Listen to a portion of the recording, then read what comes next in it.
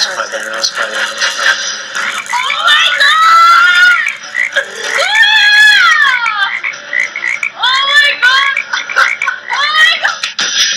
Ilang sandali pa at isa-isa nang pumasok ang team sa hotel room.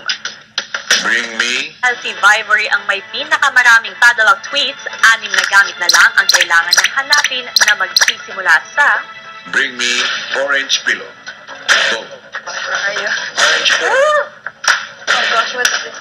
Oh, fudge. I know. Oh my God! Baby, come here. I know where is it. Hey, where is it?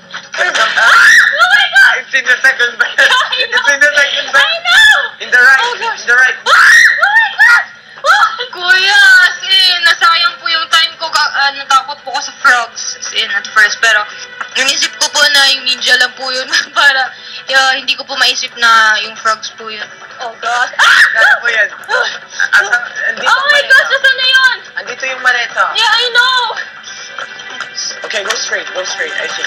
I don't know. The vase with pink flowers. Oh, whoa! Go! What? What the fudge is this? Oh, God!